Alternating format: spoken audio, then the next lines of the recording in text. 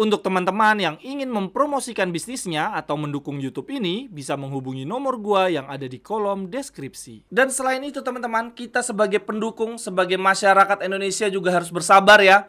Itu pemain naturalisasi, walaupun dari sisi teknik mungkin ada di atasnya pemain-pemain yang berlaga di liga lokal, tapi kan tetap aja mereka butuh chemistry, butuh mengenal satu sama lain. Ini kan hitungannya mereka masih sangat baru ya, bahkan mungkin beberapa baru aja bertemu, jadi pasti butuh waktu.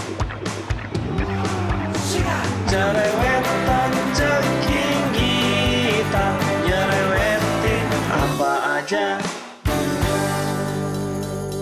Teman-teman yang sedang kalian saksikan saat ini adalah Cerewetin Inter. Apa kabar teman-teman semua? Semoga dalam keadaan sehat.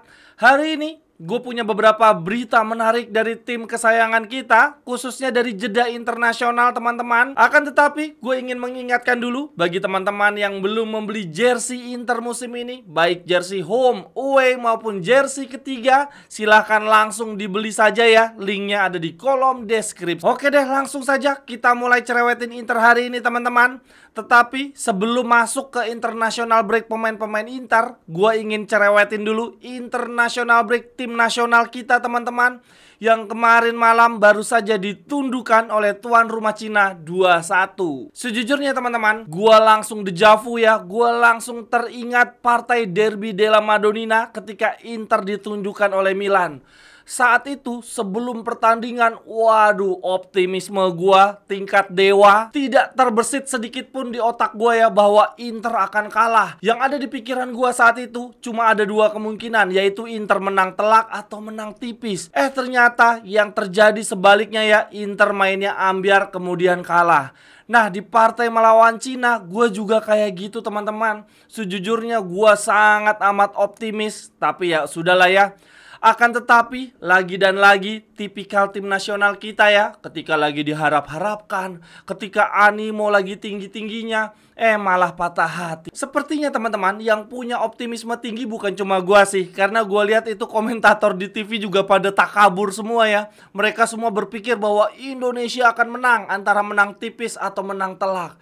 Taunya ambyar banget. Di babak pertama, khususnya awal-awal pertandingan, ya ampun itu gestur pemain kita ya, kayak ngentengin banget. Kita dominan sih, menguasai lapangan tengah, menguasai jalannya pertandingan, tetapi lini depan sama sekali tidak menggigit. Udah gitu lini belakang, ya ampun cerobohnya udah persis Inter. Itu kebobolan kita yang pertama, cuma perkara memastikan bola out doang teman-teman, tapi malah bikin kecolongan. Lalu kemudian kebobolan kedua kita, jarak antara pemain terakhir kita di lini belakang dengan striker Cina bisa sejauh itu, jadinya kalah lari. Entah deh ya teman-teman, sikap attitude pemain kita di partai lawan Cina itu gara-gara jumawa, overconfidence, gara-gara sekarang lagi dipuja-puji ya oleh masyarakat, oleh media, atau justru jangan-jangan pemain kita lagi pada down semua nih gara-gara kasus di partai lawan Bahrain. Akan tetapi teman-teman, ada satu hal yang pasti yang menjadi catatan khusus bagi gua adalah susunan pemain.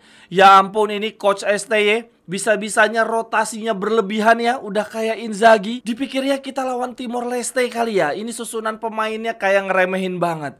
Padahal lawan kita Cina loh. Seburuk-buruknya Cina, tetap saja sepak bola mereka selama beberapa tahun terakhir ada di atas kita. Seharusnya tidak boleh ngeremehin sama sekali. Kalau diingat-ingat ya teman-teman, ya ampun itu Witan sama Shen mau-maunya aja ya diayam-ayamin Darwin Nunes versi Cina. Terus tanpa mengurangi rasa hormat, itu Asnawi Calabria ngapain juga jadi starter. Gara-gara nonton timnas kemarin, gue jadinya bisa berempati ya ke anak-anak Milan. Selama ini mereka melihat sisi kanan mereka, wingback kanan sekaligus kapten mereka penampilannya kayak gitu. Akan tetapi teman-teman, ya sudahlah ya, nasi sudah menjadi bubur. Peluang kita sama sekali belum tertutup. Jarak poin ini masih dekat-dekat banget ya, masih rapat.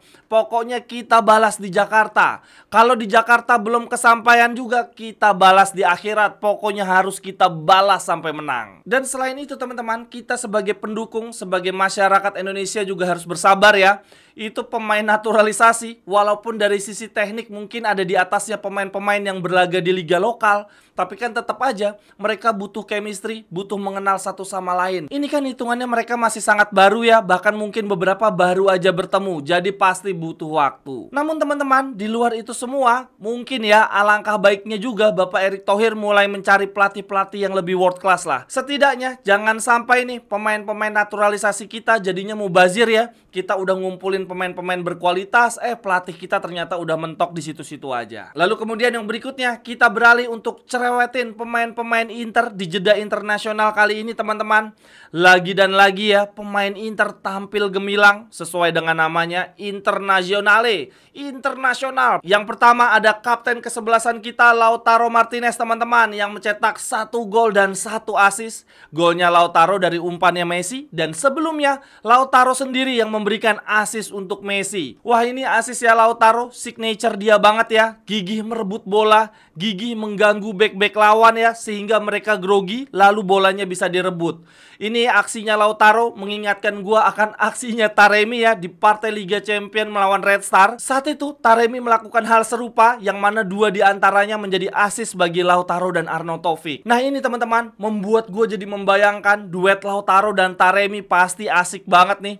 Keduanya tidak hanya tajam di depan gawang, tetapi juga gigih dalam merebut bola. Jadi pasti merepotkan lini pertahanan lawan banget nih. Lalu kemudian pemain Inter lainnya yang tampil bagus tadi malam adalah Zielinski yang kembali mencetak gol untuk Polandia teman-teman. Berarti di jeda internasional kali ini Zielinski mencetak 2 gol ya. Dia mencetak gol di setiap pertandingannya. Tetapi sayangnya, Zielinski mengikuti jejak Fratesi kemarin teman-teman. Dia mengalami cedera ya di menit 74. Terlihat di lapangan dia kesakitan, memegang paha dan meminta digantikan. Semoga Fratesi dan Zielinski tidak cedera panjang. Semoga ini cedera ringan saja ya. Karena setelah ini jadwal kita sangat padat dan kita membutuhkan kedua pemain tersebut. Ini teman-teman, setelah pertandingan Zielinski ngomong gini ke wartawan.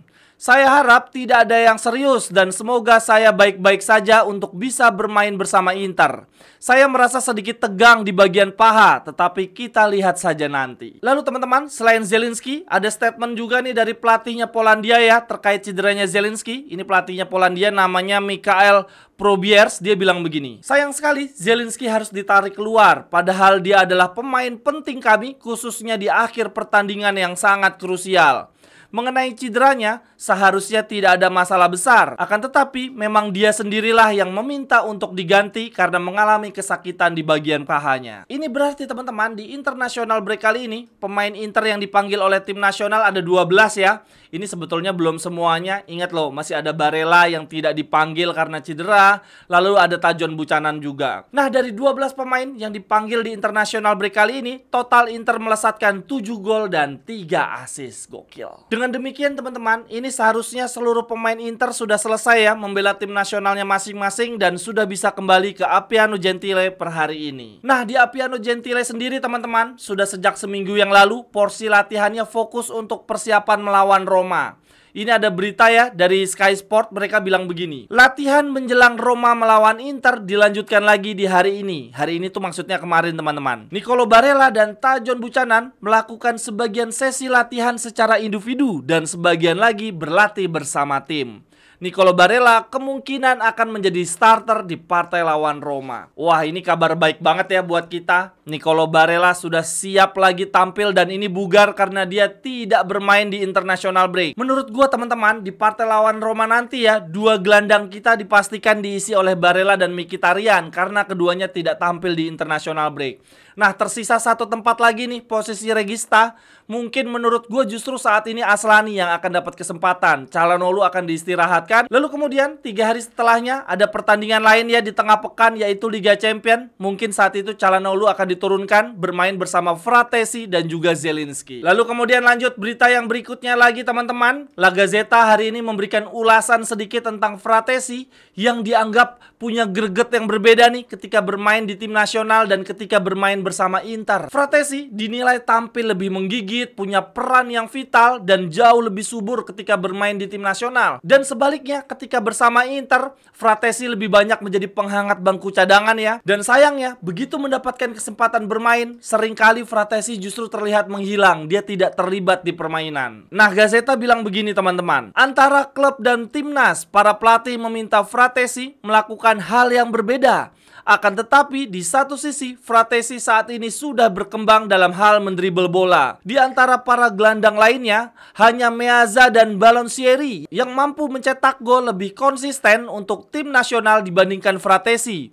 Dia sangat subur di Italia. Namun saat ini Fratesi sedang mencari titik balik kebangkitannya bersama Inter. Nah, kalau menurut teman-teman sendiri gimana? Apa penyebab yang membuat Fratesi bisa tampil begitu luar biasa, menjadi sosok vital ya di tim nasional, tetapi di Inter jadi kayak cuma pemain kacangan aja? Sekian dulu untuk cerewetin Inter hari ini. Terima kasih banyak untuk teman-teman yang sudah menyaksikan. Silahkan tuliskan cerewetan teman-teman di kolom komentar. Sampai ketemu di cerewetan-cerewetan berikutnya. Bye-bye, thank you. Cerewet.